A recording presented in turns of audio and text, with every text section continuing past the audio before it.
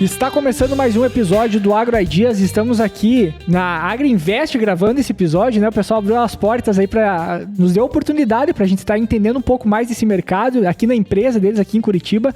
E para esse episódio aí, tem o Júlio, né? O Júlio como já mencionei no episódio anterior, né? Que possivelmente você vai estar entrando cada um em uma semana dos episódios, né? Mas o Júlio veio diretamente dos Estados Unidos para gravar novamente, né? Não, tu vai começar a pagar essas contas em dólar. Vai ter que começar a pagar, tá ficando caro. Mas hoje a conversão tá o quê? 5,50 tá o dólar? Tá barato. Bateu 5,59 hoje ali, ó. Viu? Ah, viu só? Então 1.000 doletas hoje. Pensei que tu ia fazer a piada, não hoje. Sim, o real, o pila pro real, né? O pila pro real é da 12 para 1. Mais ou menos isso aí. O pila é a moeda do gaúcho? O pila é a nossa moeda lá no interior do Rio Grande do Sul. É verdade. É 12 para 1 pro real. 1.000 pila dá 12 mil reais. Mais ou menos isso aí agora. É isso aí. Talvez depois do dia 1º não sabemos ainda também o que pode acontecer, né? Vamos lá. Mas, primeiramente, gostaria também de convidar a todos vocês, né, para que nos acompanhem nas nossas redes sociais, lá no Instagram, no Facebook, no LinkedIn. Agora a gente tem uma página também de Facebook, vai lá, se inscreve lá, siga a página do Facebook. E toda semana, todo dia tem cortes lá dos episódios que a gente tem aqui, os melhores momentos. Mas, obviamente, tem os melhores momentos de 1 minuto, mas para te aprender mesmo e conhecer mais, ouça os episódios completos que tem lá no YouTube, no Spotify. Então, curta, siga nós nesses canais. E, obviamente, indique para algum amigo, para algum colega, que eu tenho certeza que esse conteúdo aqui pode estar ajudando outras pessoas também. E hoje a gente está recebendo aqui no Agro Ideas, eles estão nos recebendo aqui, né? Marcos Araújo. Do Agro Ideas on the road. É isso aí. Marcos Araújo, engenheiro agrônomo, sócio-diretor da AgriInvest Commodity, produtor rural, pai de 2 filhos e um dos maiores especialistas em formação de preço e gestão de risco no agronegócio brasileiro. Com mais de 20 anos de experiência, referência em derivativos, bases, estratégia de comercialização e leitura de mercado internacional. Autor do livro O Segredo do Grão, que é um livro extremamente para aprender, já deixo a mensagem aqui para vocês. É conhecido por transformar dados complexos em decisões práticas para os produtores, traders e cooperativas. Seja muito bem-vindo ao Agro Ideas, Marcos Araújo. Olá, Eduardo, Júlio, um prazer estar com vocês aqui. A casa é nossa, estão de portas abertas e eu também, né? Minha esposa é uma gaúcha. Apesar que eu sou nascido em Campo Grande, Mato Grosso do Sul, mas a minha esposa é uma gaúcha. Moramos aqui em Curitiba hoje, desde 2008. Me mudei para cá. E graças a Deus estamos nessa luta aí. Sejam todos bem-vindos. Espero que vocês curtam esse nosso bate-papo. Show de bola. Uma gaúcha da onde? De Passo Fundo. Passo Fundo, porque o Rio Grande do Sul é grande, né? A gaúcha é brava lá, rapaz. Ela é brava. De Passo Fundo. E tu aprendeu a tomar mate? Tu toma mate? Tomamos mate direto. Eu tô curioso, cara. Você falar que $1.000 você veio de voo, você tá com cara de senhora de primeira classe, hein, Julio? Acho que vai mais esse ticket aí, viu? É verdade, bem lembrado, bem lembrado. Eu ia cobrar só a passagem de classe econômica. Não, a gente vai contratar o Júlio ele tem participado bastante ultimamente dos episódios. Daqui a pouco eles estão convidando para ajudar a pagar os custos. 1.000 pila é ouro prata de Curitiba lá para Passo Fundo, cara. Por aí. Mas eu acho que é legal ele falar também um pouco mais do currículo dele, porque senão vai ficar muito comprido, mas eu queria que você passasse para nós, porque você vai falar, obviamente, de onde você começou, desde 2003, né? Eu entrei em 2013 aqui na AgriInvest. Em junho. Mas fala um pouco como que você se preparou para chegar nesse momento que tu vive hoje na AgriInvest. Você estudou pra caramba, não foi só isso que a gente apresentou. Júlio, eu fico muito honrado porque eu sou a 6ª, 7ª geração de produtores produtores rurais. Para você ter uma ideia, meu avô paterno era condutor de boiada. Tirava boi gordo do Mato Grosso do Sul para vender em frigoríficos no interior de São Paulo. Que ano isso? Rapaz, 1960. Imagina, Mato Grosso do Sul estava começando. Sul, né? Mas ainda não era separado, né? Não, era tudo só. Junto, né? Era tudo só. Para você ter uma ideia, eu sou de 79, o Mato Grosso do Sul se dividiu em 77. Exato. Né? Então, 2 anos antes de eu nascer, foi a divisão do estado. O Mato Grosso do Sul era o primo rico e o Mato Grosso do Norte era o primo pobre, né? E hoje o Mato Grosso disparou como grande líder de produção agrícola nacional. Para você ter uma ideia, o meu falecido avô, Augusto Garcia paterno, minha avó, Cezira Barbosa, ainda viva, e por parte de mãe, meu tataravô, Antônio Coelho, são um dos fundadores, um dos pioneiros que veio para Mato Grosso do Sul. Meu pai é de Maracaju, nascido na Água Fria. Minha mãe nasceu na fazenda, para você ter uma noção. A minha bisa foi a parteira da minha avó. Então, quando foi se criar as rodovias pelo Mato Grosso do Sul, meu falecido avô materno, Jofre de Araújo, doou as terras nossas ali que ficavam desde o Zuzu até Nova Alvorada do Sul, indo para Dourados, Campo Grande, para que a rodovia passasse pelas fazendas. Então, nesse meio tempo também, Júlio, cresci no meio da fazenda. Isso tudo em 2001, para vocês terem uma noção, tivemos que vender 2 propriedades rurais da minha família para pagar dívidas do meu pai junto ao banco, junto a uma revenda, e não tínhamos dinheiro para um tratamento de saúde. Meu pai teve que ir para São Paulo fazer um câncer, infelizmente faleceu através do câncer, e nós vendemos a fazenda em agosto de 2000 por R$ 1.140 o hectare. Meu Deus. Após 25 anos, uma terra hoje agricultável no centro-oeste de R$ 1.000, estamos falando de 1.000 sacas de soja? A grosso modo, 110, 120 mil reais. Nossa, em 25 anos. Em 25 anos, olha a explosão que houve no preço da terra pelo interior do Brasil. Não só no Mato Grosso do Sul, né? Sim, no país inteiro. Né? Então você imagina. E antes era muito comum, as famílias do sul do Brasil vendiam-se áreas pequenas, né? 20, 50, 100 hectares, e compravam uma infinidade de terra, por exemplo, em Sorriso. Sim. Hoje, a grosso modo, uma terra, 1 hectare em Sorriso equivale a quase 2 em Passo Fundo, por exemplo, Ponta Grossa. Que doido, então né? tivemos uma disparada de preço muito grande também pelo Centro-Oeste.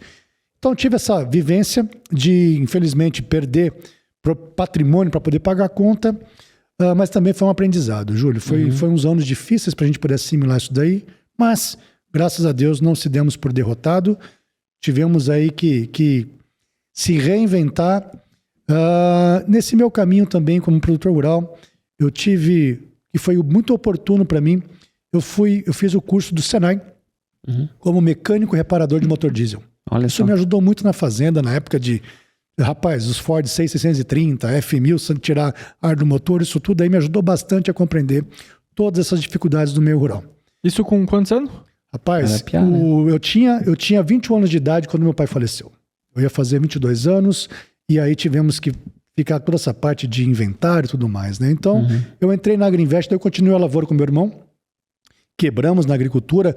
Para vocês terem uma ideia, em 2002, o Brasil produzia de milho safrinha 6 milhões de toneladas de milho. Foram anos muito difíceis naquela época, 2002. Hoje, em 2025... E o milho não tinha preço, o milho era não só tinha preço. Bicho, né? 2002, a gente vendia o boi por R$30 uma arroba. Imagina. Milho era 8 a 10 reais uma saca de milho e soja de 15 a 20 reais. Era o que se negociava. Para você ter uma noção, e o preço do diesel era 33 centavos o preço do diesel. Uma relação de 3 litros de diesel para 1 litro de gasolina. Hoje, em algumas regiões, o diesel é mais caro que a gasolina. Sim. Né? Sim. Então, isso tudo aí foram grandes aprendizados e que eu trouxe essa vivência e me ajudou muito hoje na minha vida profissional, nesse segmento que hoje eu atuo no gerenciamento do risco de preço. Eu me formei em agronomia. Antes disso da agronomia também eu fiz o curso de técnico contábil, quando podia ainda, no segundo grau, né? Então me ajudou bastante também essa parte da contabilidade quando eu entrei para derivativos para apuração do meu RED. Qual era meu resultado na bolsa, tanto em Chicago quanto do dólar, a minha venda no mercado físico, a questão dos razonetes, isso tudo me ajudou bastante a conseguir explicar mais didaticamente para o produtor como que se apurava o preço final das suas operações de RED.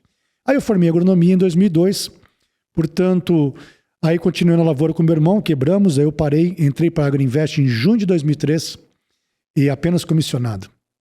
E aí, junto com o João Neto, meu primeiro salário foram R$50. E por que tu veio para a Agriinvest? Eduardo, como eu tinha quebrado na agricultura, cara, eu não queria mais ver um pé de soja na minha frente. Sim, tava escaldado. Tava escaldado, cara. Para você ter uma ideia, Júlio, eu tive meus 14, 15 anos, eu lembro do meu pai, a gente perder a janela de plantio de soja lá em Nova Alvorada do Sul. Cara, nós terminamos de plantar a nossa lavoura de soja no dia 24 de dezembro, em torno de 10 da noite. Nossa. Nós tomamos o banho e fomos para a fazenda da minha avó para poder passar a ceia. Natal. Então você tinha toda aquela dificuldade de falta de estrutura, sem dinheiro para investimento. Imagina em 2000, né? Essas regiões eram... Era bem difícil, era bem né? Difícil. O mercado evoluiu muito de lá para cá. Sim, mas... não, hoje é outro. Hoje Campo Grande, nossa, que cidadão maravilhosa. Exatamente. Super bom de viver, né? Quase 1 milhão de habitantes. Você tem hoje toda essa estrutura e melhorou bastante. Então, mas foram anos bem difíceis. É importante a gente pontuar isso também. Muitas vezes hoje, aqui no Brasil, a gente vê infelizmente, eventualmente, algum conflito de classes sociais, porque o agro virou pop, mas aí você pega toda a nossa governança, deixou de nós fazermos o quê? Gerar emprego nas cidades. 85%, 90% do Brasil hoje é urbano. E aí o pessoal da cidade vê que o agro se despontou até então e acabava gerando toda essa guerra de conflito social, que é ruim, né? Porque há uma simbiose. A produção agrícola depende da cidade para consumir o grão e vice-versa, toda a produção, né?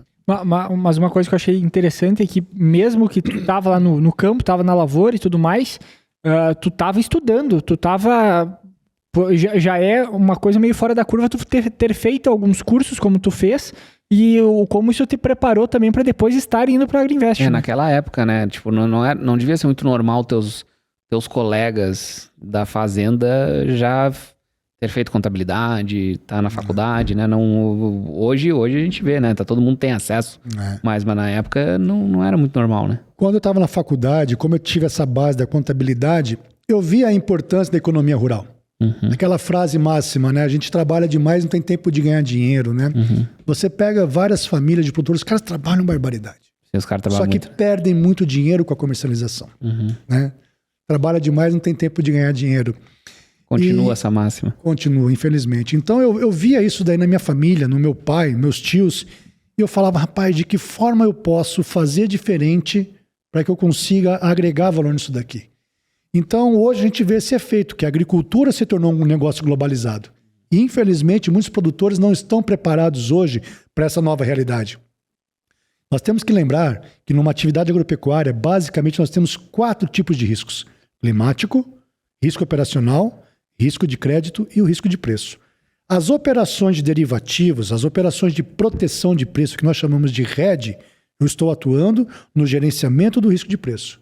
Mas nem por isso eu vou ter que isolar as outras atividades, as outras gestões, climático, operacional e crédito. Então hoje a gente observa, com essa agricultura globalizada, nós temos aí, entrando em cena violentamente, as questões geopolíticas e os produtores despreparados para poder tomar decisões mais assertivas. Como, por exemplo, deixarmos de fazer uma avaliação correta de uma análise econômico-financeira e custo de produção de uma propriedade. Hoje, nós temos aí uma metodologia muito disseminada pelo mercado, criada aqui no Brasil, tá? Pelo Matsunaga, que hoje você tem Conab, o IMEA, FAEG, o DERAL e várias outras instituições utilizando essa análise econômico-financeira. O que é um custo operacional efetivo? Ele é composto pelos insumos, custo operacional e custo administrativo. É o que nós chamamos de custos desembolsáveis. A cada safra, eu tenho que renovar esses meus custos, como semente, fertilizantes, herbicida, inseticida, todos eles. Aí, quando eu somo depreciação e prolabore, eu tenho um custo operacional total, o COT. E quando eu tenho o meu custo de remuneração dos fatores, que seria o custo de oportunidade, aí eu tenho o meu custo total. Através disso, eu consigo avaliar com a minha receita bruta, minha produtividade daquela área, meu preço médio de venda, eu tenho minha receita bruta. Receita bruta menos o meu COI, eu tenho margem bruta. Receita bruta menos o COT, eu tenho a margem líquida. Receita bruta menos o custo total, eu tenho o meu lucro prejuízo. Graças a Deus, pessoal, se nós avaliarmos o agronegócio brasileiro, especificamente sojicultura e milho, de 2018, na primeira versão da guerra comercial Estados Unidos e China, a China deixou de comprar soja norte-americana, Chicago de $11 o bushel caiu para 8.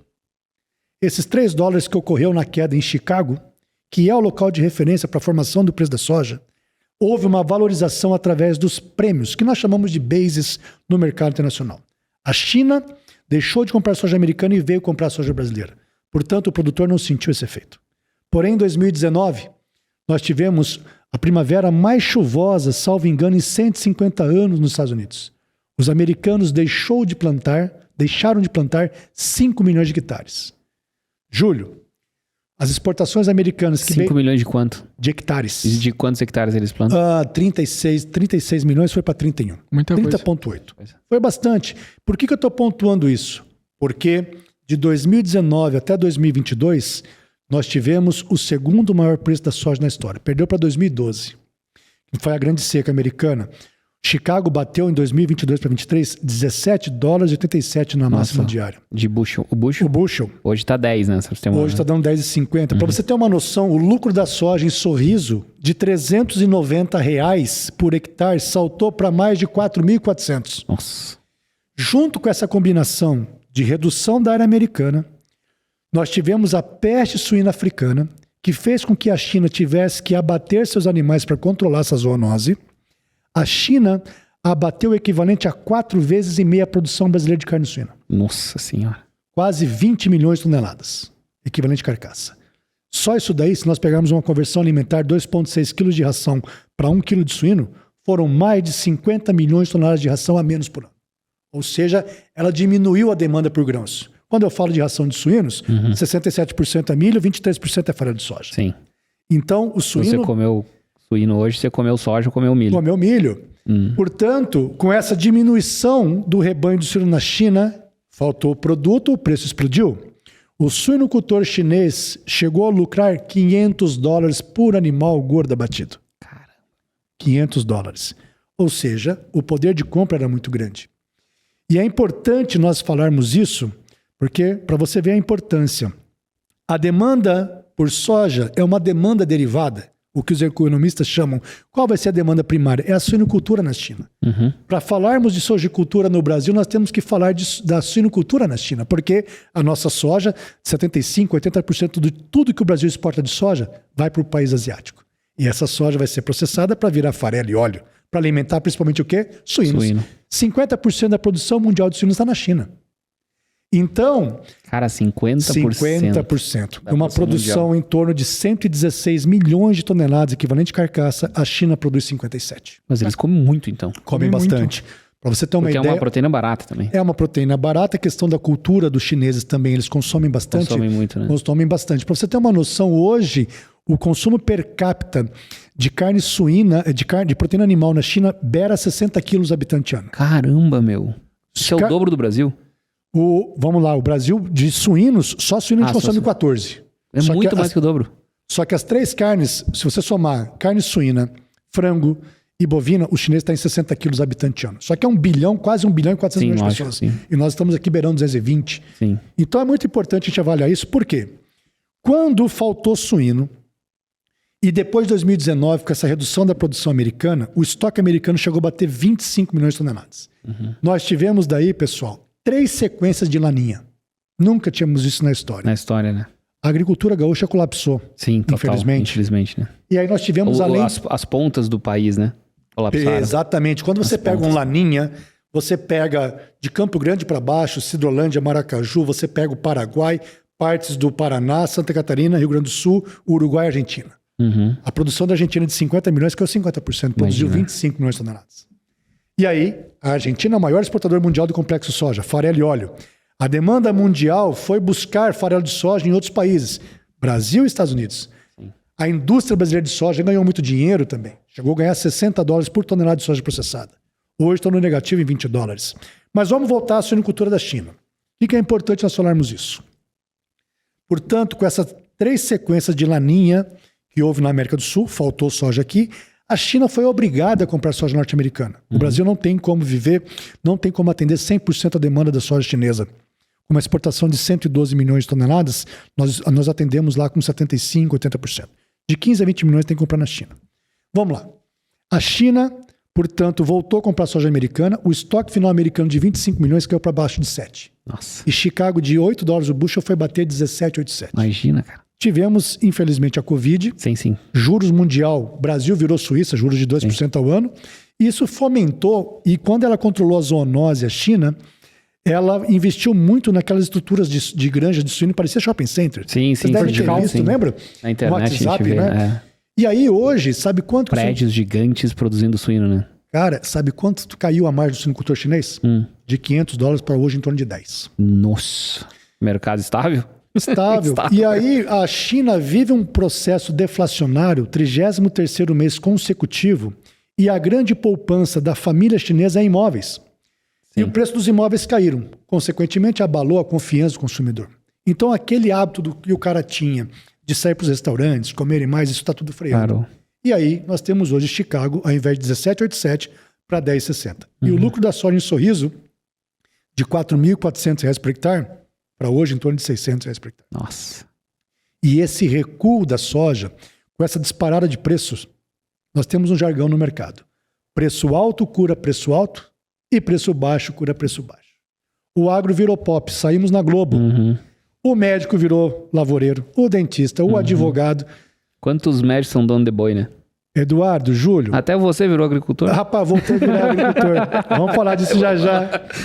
Mas para fazenda hoje é um sumidor de dinheiro. Gasta, né, rapaz? Gasta, tá louco? Né? Gasta. Então vamos lá. O mundo, nesses últimos anos, aumentou a área de soja em 22 milhões de hectares. Só no Brasil aumentamos 11 milhões de hectares. Metade do mundo. E daí, cara, várias áreas marginais também entraram para a agricultura. Sim. Só que daí, lembra da China? Que a produção de suínos estagnou, recuperaram aquele rebanho de suínos, e nesses últimos anos a China está lá produzindo seus 57 milhões de toneladas equivalente de carcaça. E o consumo continua igual? O consumo está constante. Se você pegar a disponibilidade de carne interna na China, per capita, estou falando, de 2025 e voltar 10 anos atrás é o mesmo.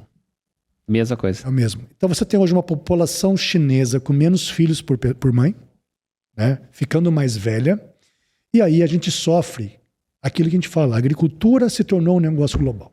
Então, é aquilo que eu falo para os produtores. Você pode viver tranquilamente dentro da propriedade, mas os olhos e ouvidos têm que estar atentos à comercialização. Será que esse número é certo, cara? O consumo da carne suína, o consumo anual per capita de carnes bovina, suína e aves no Brasil é 104,9 quilos por habitante? Se nós a nossa proteína animal mais consumida é a carne de frango, salvo engano, está em torno de 47 quilos habitante ano. Não está tão errado. 47 com 39 de carne bovina e umas 14, 15 quilos de carne suína. Então 104. Quando tu tem uma renda per capita acima de $30 mil, a depender do hábito do consumidor, né? Aí vamos falar depois da Índia.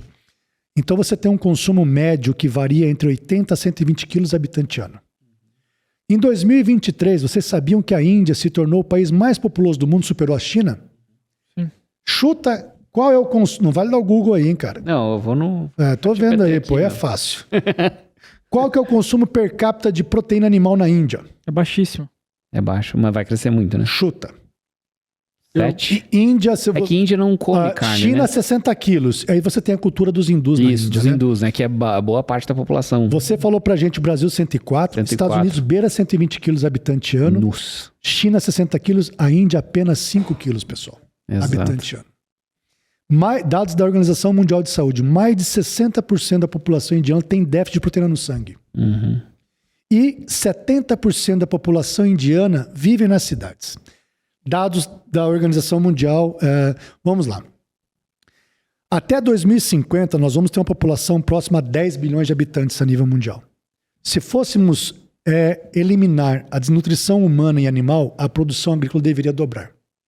Porém, como nós tivemos todo esse aumento de área da soja que eu citei para vocês aqui agora, 22 milhões de hectares, e a produção mundial não tem crescido nesse mesmo ritmo, e você tem uma estagnação econômica da China, nós precisaríamos ter um novo país, no caso Índia, populoso, mas ainda com baixa renda, questão cultural, Júlio, para que a China transferisse esse bastão da corrida dos bastões, para que a Índia tivesse um crescimento mais acelerado e houvesse esse enxugamento de todo esse excedente que nós tivemos.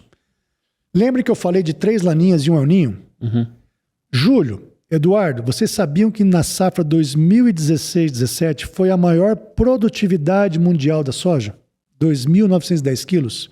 E nesses últimos anos nós tivemos uma evolução muito grande do melhoramento genético da soja. Sim. Novas variedades, Olympus, sim, maravilhoso. Só que essa produtividade, Júlio, não conseguiu vir a campo ainda porque 3 laninhas seguidas muito e um aninho. Frustrada, né? Não tem como testar nada, né? E esse é um ano que a gente vive essa explosão da produtividade com milho no Brasil. Sim. Então, uma preocupação que nós temos nessas próximas safras 25 e 26, se nós tivermos um clima normal, com todo esse potencial genético, nós podemos ter um excesso da produção e o descompasso em relação à produção. Alguém em casa vai estar falando, não, Marcos, espera aí. Nós temos visto o óleo de palma disparando, o óleo de soja disparando em Chicago. É verdade. Hoje, para nós falarmos de formação de preço dos grãos, nós temos que estar falando também da questão energética. Cada vez mais o óleo de soja vira um biocombustível, o B100, e o milho vira etanol. Mas o que nós temos que compreender é o seguinte. Júlio, você está lá representando a gente com a ProSoja. Parabéns pelo trabalho. Obrigado. Quando você tem um grão de soja... ProSoja Mato Grosso, né? Mato Grosso, né? Mas quando tu tem um grão de soja, por exemplo, da Argentina, com baixo teor de proteína, você consegue manter esse grão armazenado por 1 ano, até mais. Sim, o Eduardo falou isso para nós antes, né? O quanto que o soja brasileiro consegue reter pouco o óleo da soja, né? Perfeito. E daí, você também colhe com muito excesso de umidade. O pessoal no Mato Grosso, para não perder a janela de plantio, colhe com 30%. E precisa correr, né? Porque tem uma segunda safra para plantar, justamente. Né? E daí, você consegue manter o grão mais armazenado por mais tempo. Mas com todo esse fomento dos biocombustíveis, o que eu tenho? 76%, 78% da minha soja vira farelo. E eu não consigo manter esse farelo de soja armazenado por 1 ano. Sim. Ele vai virar rançoso. Então, esse farelo, que é a base de proteína vegetal para os animais... Tem que vender rápido. Monogástricos. Quais são as proteínas vegetais? Animal mais produzido no mundo? O suíno, que é monogástrico. Frango, também é monogástrico. E os bovinos, que são os ruminantes. Agora... E junto com isso, concorrendo com a proteína vegetal, estou tendo um aumento muito grande do etanol de milho. Sim, que é outra competição. E aí tu tem a produção, a proteína animal no mundo estagnada, não acompanhando isso tudo. Nós tivemos aí essa derrocada no preço dos farelos, a nível do farelo de soja e DDG a nível mundial, consequentemente derrubando o preço da soja. Então hoje, o produtor tem que estar antenado isso daí. Essa interconexão, produtos substitutos. Poxa, o óleo vegetal mais consumido no mundo é o óleo de palma. Sim. E quais são os principais países produtores de óleo de palma? Indonésia e Malásia. E eles estão aumentando programas de biocombustível para B30, B35. Sim. Então é menos óleo de soja disponível no mundo. Óleo de palma, inclusive, para combustível de aviação sustentável, né? Óleo de palma, perdão. E aí, quem é o maior importador de óleo vegetal do mundo? A Índia. E aí ela busca como oportunidade de produto substituto o óleo de soja. Sim. Vocês terem uma noção do que o Brasil produz de óleo de soja hoje, 90% é para o consumo interno e apenas 10% para o mercado de exportação. Você sabe que eu fiz aqui tu estava falando da questão da Índia, 79,8% da população da Índia é hinduísta. Olha aí. Então são pessoas que não vão comer carne, por uma questão religiosa, né? Por idolatrar a vaca, né? Isso mesmo, assim. Eles têm como animal santo, mas eles gostam de dinheiro também. Exato. Alguns anos atrás, a Índia chegou a superar o Brasil como o maior exportador mundial de carne bovina. Hoje o Brasil voltou é só 20% da população deles. Exatamente. E já é o dobro do Brasil quase, né? Exatamente. É quase 2 do Brasil, né? Se a gente for pensar. Então, a questão de rebanho comercial, nós somos o maior, mas a questão do gado lá, realmente é um animal santo.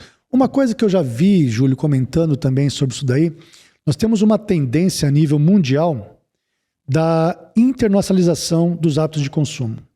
Os nossos filhos, por exemplo, o indiano pequenininho, quando liga uma televisão, vê uma criança do filme de Hollywood indo num fast food, desperta curiosidade para ele também.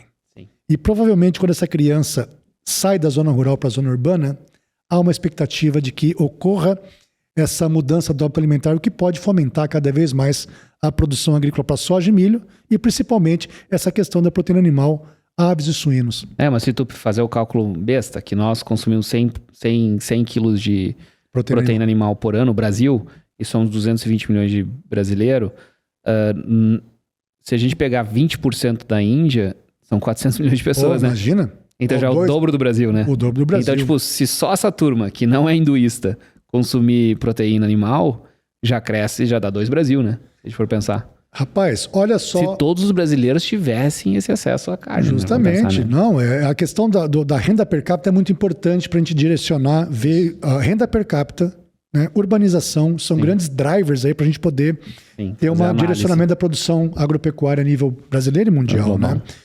Rapaz, falando de carne bovina, olha a discrepância de preço que tem. Hoje, o preço da carne bovina nos Estados Unidos está em torno de $2,20 por libra peso. Traduzindo em miúdos, é uma arroba de quase R$800. Nossa. E nós temos uma arroba do boi no Brasil a R$300. É porque, tipo... Você vê, você brabo, tá lá em Iowa, cara. Os caras cada vez mais falam, cara, não tem como competir com o brasileiro. Tá difícil a competição. Sem contar o algodão. Sem falar Os caras produzem péssimo, produtividade ruim demais e o algodão tá aqui. Então, mas você pega o Brasil com todo esse potencial, mas de novo, agora... O mercado virou essa curva do sino, Chicago de $17 o bushel para 10, e aqueles produtores mais ineficientes, de alto custos, estão sendo pressionados a sair da atividade. Vamos ficar para trás. Então esse é o trabalho também do mercado. Eu vejo muito ali no meio oeste, nós, Iowa e Indiana, o 3I, né? Os I States, né? Dos americanos são os Indiana, esse estado de Illinois, estado de Indiana, que é o que importa na economia agrícola americana, né? São os 3 estados que têm mais relevância. E a gente vê a consolidação de terras acontecendo. Tipo, a gente vê aquele agricultor mais progressista fazendo uma consolidação dos seus vizinhos, criando o que eles chamam de custom farm, de arrendando terra ou não fazendo arrendamento, ou criando novos negócios de farm management. O cara tem 500 hectares, com 500 hectares já tem uma plantadeira de 60 linhas, já tem um trator de 500 cavalos, já tem toda a infra. O pátio dos caras é absurdo. É maravilhoso, porque eles têm um acesso a capital muito barato, eles conseguem financiar, caro para eles, mas parecido com os nossos juros é barato, né? Mas daí a gente pega esse cara de 500 hectares, ele tá consolidando a área do vizinho de 300 hectares e tá somando para dentro da propriedade dele para esse cara de 300 não precisar comprar aquele trator. E cara, eu conheço 9 empresas de farm management nos Estados Unidos. Inclusive o Bill Gates. Sim, o Bill Gates tem 98 mil hectares, 99 mil hectares nos Estados Unidos. Uau. Todas as terras, ele é o maior proprietário de terras hoje agricultáveis nos Estados Unidos. É individual, né? Em comparação com as outras. Ele arrenda 100%. Ele fez um trabalho de parcerias com produtores locais para arrendar. Então, tipo, isso está acontecendo muito nos Estados Unidos. Essa consolidação de grandes grupos. Esse corporate farmer, que eles chamam os fazendeiros corporativos, que no Brasil, teoricamente, nós temos muitos, porque nossos caras são grandes, são grupos familiares, não são corporativos, falando, né? Tirando o grupo SLC, que é listado, todos os outros são grupos familiares que acabam criando grandes negócios, né? Mas até num dado dentro do estado da ProSoja Mato Grosso, são 9 mil e poucos associados à ProSoja, são 9.500, 9.600. A média é de 900 hectares. Uau! A gente acha que o Mato Grosso é grande, né? Que todo mundo é grande. Mas 900 hectares é uma média, é um bom número, é um número respeitável. Mas imagina 9.500 agricultores que fazem parte da ProSoja Mato Grosso com 900 hectares de média. Olha só. E o que acontece, isso é um fenômeno que a gente chama de seletividade social. A concentração da riqueza no meio rural. Os médios e grandes absorvendo o pequeno. Tu imagina um cara de 50, 100 hectares aqui pro sul do Brasil. Sim. Pai e mãe casado com 2, 3 filhos. Como é que uma família vai conseguir viver com 50, 100 hectares? Qual que é a capacidade desse cara de comprar uma plantadeira? Não vou nem falar de colheitadeira. Sim. Então hoje a gente vive bem isso daí. Então o médio e o grande absorvendo o pequeno. E essa dificuldade da gestão, né? Como eu falei, então o produtor rural hoje tem que saber não só mais a questão de pH, V%, o que tá parte técnica, a parte técnica, mas entomologia, fitopatologia, mas também mais ainda, né? Questões trabalhistas, ambiental, toda essa questão mercadológica, né? A bancabilidade, né, Júlio? Quantos produtores aí, rapaz, tem um imposto de renda furado a bala? Sim. Vai chegar num banco para pegar um investimento, o cara não tem garantia nenhuma. Não consegue provar, né, tudo que movimenta, né? Semana passada eu estava lá em Tocantins, rapaz, e eu atendi uma ligação de um cliente de Rondônia falando o seguinte: a sociedade, eles dividiram a sociedade, né? Um deles ficaram com a área, o outro cara seletividade. Só que toda a receita da fazenda tinha ficado para outro sócio. E o imposto de renda dele muito baixo. O cara não estava conseguindo comprar os insumos. Nós estamos agora, final de julho, gravando esse bate-papo. Logo mais em setembro começa o plantio. O cara não está com adubo comprado para a lavoura dele de 3 mil hectares. Olha a importância disso. Tombo, né? Então é uma situação que a gente está provocando aqui essa reflexão. Não sei se é a tua realidade de quem está nos vendo ou não, mas a importância de nós termos um choque de gestão na atividade agropecuária brasileira. E é uma grande oportunidade. Sim. E também, para quem, como colegas meus, aí tá o Eduardo como agrônomo também, acreditar nesse trabalho que é muito comum, Júlio, você está lá nos Estados Unidos, do advisor, que é o conselheiro do produtor rural. É impressionante, cara. É o engenheiro agrônomo, é o veterinário, o zootecnista, que conhece essa parte de produção agrícola e que ele está focado nessa vivência rural, mas aí ele conhece os mecanismos de proteção de preço. Isso é uma grande oportunidade que, infelizmente, as universidades no Brasil, né, Eduardo, não nos ensinaram como fazer o nosso RED, como que funcionam os derivativos. E quando muitos produtores, você fala em derivativos, meu Deus, já vem aquele caso da Sadia. Isso vou especular em bolsa, vou quebrar. Cara, O produtor, ao tomar uma decisão de plantar soja, colocar o adubo e tudo mais, já está especulando. Mas tu sabe que isso eu acho que é o grande diferencial. Desculpa, Eduardo, eu não tô fazendo um hijack aqui do teu... Tô sequestrando o podcast. Eu tô escutando, né? Mas essa é a grande diferença. E não dá para comparar os Estados Unidos com o Brasil. A gente nunca vai conseguir comparar. Não tem como comparar duas economias tão diferentes como o Brasil e os Estados Unidos, né? Mas essa função de advisor, ela realmente é muito bem vista pelos agricultores americanos. Todos eles têm um financial advisor, todos, 100% dos agricultores. Mas dentro currículo da agronomia americana, tem economia agrícola. Poxa, você tem um trabalho muito bacana lá com o pessoal da Universidade de Iowa. Caramba, várias universidades você tem isso daí lá que é disseminado. E aqui no Brasil a gente dá pouca importância para um assunto tão relevante que é a gestão, a economia rural. Sabe que a gente fala que agronegócio, né? A gente é muito bom de agro, a gente tá aprendendo um negócio e o americano criou a palavra agribusiness, né? Veio de lá o termo dos professores de Iowa, né? De Harvard. Vamos lá. O agronegócio são 5 grandes setores, né? Mas a gente se resume antes da porteira, dentro e fora da porteira. Sim. A grosso modo, o PIB do agronegócio global é maior que petróleo. Olha só. 10% do PIB global do agronegócio é antes da porteira. 15% é dentro da porteira. E o grande negócio do agronegócio é da porteira para fora. Cerca de 75% do agronegócio global é da porteira para fora. Nossa, olha. Dado legal, né? É que a gente fala muito que o produtor ele precisa ser um administrador, de certa forma. Só que existe ou existia também uma romantização da parte da agricultura, que é a mesma crítica dada ao movimento sem terra, por exemplo, que se acreditava que muitas vezes eu tivesse uma enxada e uma foice, eu conseguiria fazer uma terra produtiva. Porém, a realidade é que eu preciso de tecnologia, eu preciso de outros conhecimentos para fazer com que aquilo realmente dê dinheiro. Ou seja, tem que ser realmente um administrador dentro de uma empresa. No episódio com o Eduardo até foi comentado a respeito que todo produtor hoje, ele precisa... Tem 5 grandes gargalos, se a gente for resumir, né? Que é a questão de comprar bem, plantar bem, manejar bem, colher bem e vender bem. Teria que fazer essas 5 coisas. E nessas 5, teoricamente, tu tem... Hoje, pessoas que podem estar te ajudando e te dando suporte. Por exemplo, a consultoria na parte de compra e venda.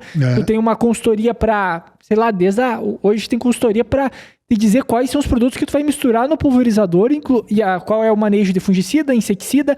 Ou seja, tu tem consultorias especializadas até na mecanização.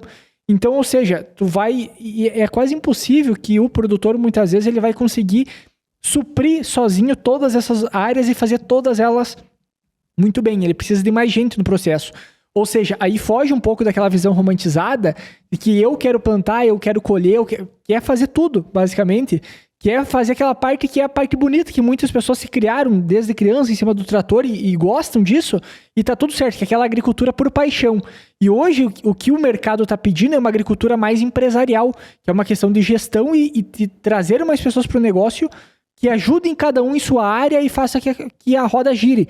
Basicamente. Então, ou seja, tá ficando cada vez mais complexo e o que tá acontecendo no mercado é uma demonstração disso. Sempre foi complexo, né? É que tá ficando. Mas tá mais por causa da margem agora. A margem, acho que questões de geopolítica também, né? Que o agricultor não... Foi muito bem pontuado o que você disse, Eduardo, assim, né, Júlio? Não é que o produtor ele é incapaz. Só que exige um conhecimento multidisciplinar tão grande, cara. Sim, que é difícil. Engenharia mecânica, né? Tudo não é só conhecimento, fertilidade do solo, entomologia, fitopatologia. Engenharia mecânica, engenharia agronômica. E execução engenharia ainda, financeira. Questão ambiental, cara. Trabalhista, que tá pesando barbaridade. E aquilo que o professor saudoso Dirceu Gassen falava, estar disposto a aprender mais do que ter razão. Né? Porque é o seguinte, o produtor rural, ele tem que também saber o que não sabe fazer. Encontre um bom profissional que te oriente, mas um bom profissional responsável mesmo, que conheça a tua atividade. Porque hoje, você conseguir gerenciar tudo isso numa propriedade rural é muito difícil. Sem contar a armazenagem de grão. Olha que a gente faltou falar ainda, né? Sim. A armazenagem e tudo mais. Então, realmente ter bons profissionais para estar te orientando, isso daí é crucial para o sucesso do cara. E das mulheres, hein? 1/3 hoje das propriedades. Só de para as mulheres. Não, é isso, essa é a melhor parte, ainda bem que é, né? Porque a mulher ela é muito mais cuidadosa, assim, tem uma visão, isso é fantástico, se isso realmente acontecer, nossa, a dupla é perfeita, né? Do homem ali cuidando da lavoura e as mulheres cuidando da gestão do business, acho que isso é legal, porque recursos humanos, enfim, tudo, a mulher tem tudo muito mais habilidade que o homem nessa parte, né? A gente já tá com 40 minutos e eu não queria perder a oportunidade de falar sobre o livro. E contar um pouco dessa história do livro, por que tu escreveu esse livro, qual foi a tua principal... qual foi a principal... Eu quero falar a palavra... da vocação que tu teve de escrever esse livro da história do grão. Qual foi o teu principal incentivo disso? Júlio, vamos lá, rapaz. Foi um grande desafio e eu sempre me perguntava, rapaz, de que forma eu posso estar retribuindo... Foi uma época que tu estava nos Estados Unidos, né? Tava, minha primeira experiência em Chicago foi em 2007. Uhum.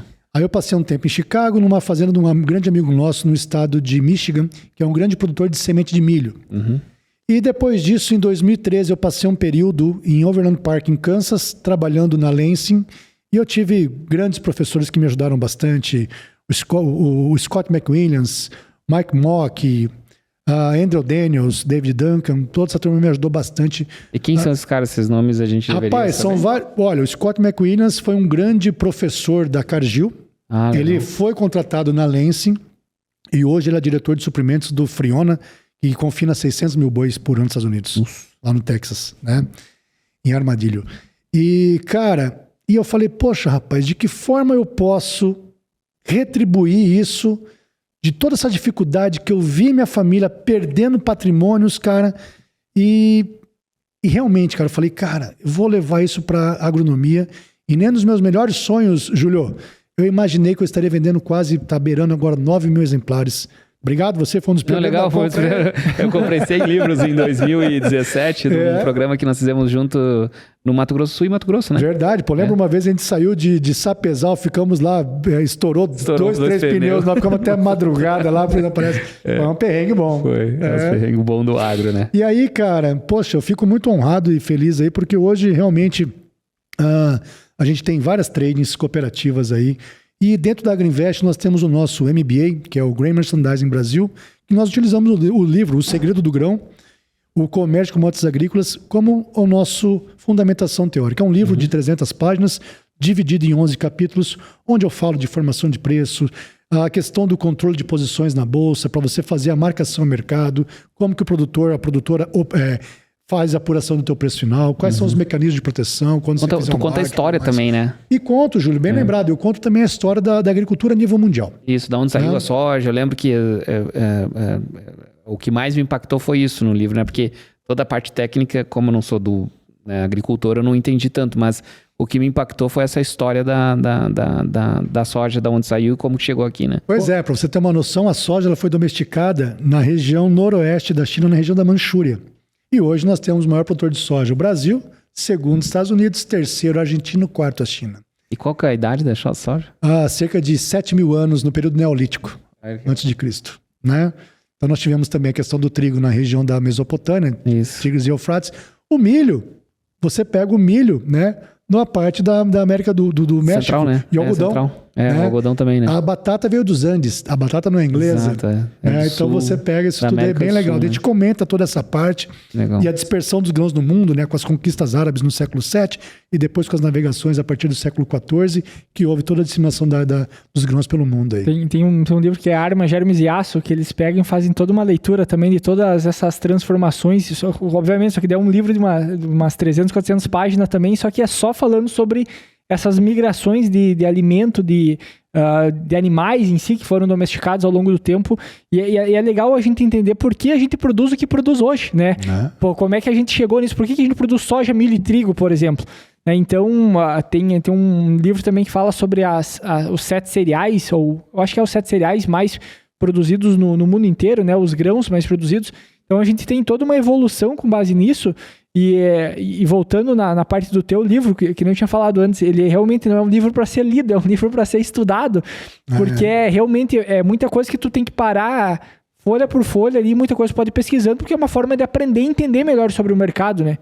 Sem dúvida, no final de cada capítulo, eu tenho lá uma bateria de exercícios para o cara estar praticando. E lá no final tem um gabarito. Então, poxa, pratiquem ele, estudem. Não é só porque foi eu que escrevi esse livro, mas é importante nós trazermos esse conhecimento para o agro brasileiro, disseminar esse conhecimento, porque realmente uma das dificuldades que nós tínhamos era, poxa, eu vou falar do mercado de ações, caramba, eu tenho que ser um Faria Limer, eu tenho que falar termo em inglês, tudo mais. Não, cara, não é por aí. Sim. O mais difícil o cara já faz, meu amigo, que é regular uma plantadeira, regular um pulverizador. É mais difícil, né?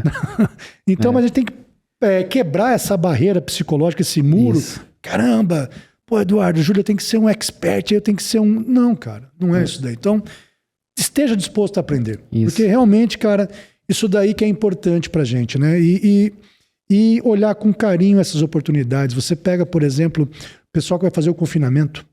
Você tem um preço do boi magro, você tem um preço da dieta por dia. Se você vai deixar o teu boi 100 dias, 120 no confinamento, você já vai saber o teu custo final do boi gordo.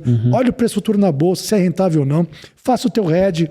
Vira uma operação de renda fixa. E eu desvirtuei a conversa em 2007, tu teve tua experiência nos Estados Unidos, e você escreveu o teu livro enquanto tu estava numa segunda experiência nos Estados Unidos, né? Que daí tu já foi até com a tua esposa, né? Sim, eu tive lá depois, é verdade, eu fui em 2007, depois eu fiquei em Kansas. Michigan primeiro. Michigan, daí eu fui para Kansas, aí em 2016 eu fui com minha esposa, que daí nós ficamos um período que eu estava como diretor comercial da Lansing aqui para o Brasil. Eu fiquei morando em Kansas City, no Missouri, trabalhava no estado de Kansas, que era 20 quilômetros ali a divisa. Foi muito oportuno. Foi quando eu também daí tive essa oportunidade de estar tradando navios no Brasil. Legal. Nós fazíamos cerca de 20 a 25 navios, desde Taquatiara até o Porto de Rio Grande. Legal. Foi quando daí, nesses anos, eu sempre vim escrevendo algumas coisinhas, deixava guardado no meu arquivo lá. Ali foi minha virada de chave, que eu consegui vincular o mercado de derivativos com o mercado físico. Legal. Foi essa experiência com os americanos que a gente aprendeu lá, tiveram a paciência de nos ensinar e eu trouxe para cá, para nossa cultura, para a gente tentar fomentar isso daí cada vez mais, disseminar esse conhecimento. Que legal. Mas tu ia escrevendo já pensando em fazer livro? Não, eu pensava, no começo eu fazia porque era a base dos nossos cursos, palestras. Porque vocês já davam curso aquela... Fazia palestras de curso, rapaz. Nossa, exato, eu sempre eu conheci o Marcos em palestra, lá em Giruá. Num evento da Cameira. Olha só. Foi quando eu te conheci, quando eu vi a primeira vez uma palestra sua, foi em 2013 ou 14. Estamos ficando assim. Velho aí, rapaz. Você que tá velho, eu não tô velho. Agora ele é agricultor. Os piazão aí, pô. Eles são os nossos sucessores. Vamos passar o bastão pra piazada. Mas agora tu é agricultor, né? Conta um pouco dessa fase pra nós. Pois é, rapaz. Você acredita? Olha só. E como eu falei pra vocês no nosso bate-papo antes, hoje no Brasil nós temos uma coisa que está se perdendo e não está se dando valor, né, Júlio? Que é a questão do empreendedorismo, né? Infelizmente, a gente no Brasil hoje, você tem um assistencialismo tão grande, essa disseminação de cultura, de dependência do Estado. Mais do que nunca, se você quer ajudar teu bairro, quer ajudar tua cidade, teu estado, teu país, monta uma empresa, pô. Começa a trabalhar, gera nota fiscal, você vai pagar imposto, pô. Aí muitas vezes o pessoal só quer ficar no Bolsa Família. Mas é que é remar contra a maré empreender no Brasil, né, cara? Tá difícil. Empreender no Brasil é bravo. Tá difícil. Nós estamos aí nessa dificuldade. Mas vamos lá. Aí, rapaz, meu primeiro salário na Agriinvest em junho de 2013 foram R$50. Gastei num happy hour lá em Campo Grande, lá no barzinho perto do escritório, cara. Vamos lá. Daí, rapaz, meu segundo salário R$250, 500, aí foi saltando e tal, até que eu consegui me manter com 1.000 por mês, cara. Pô, não foi fácil. E não é fácil.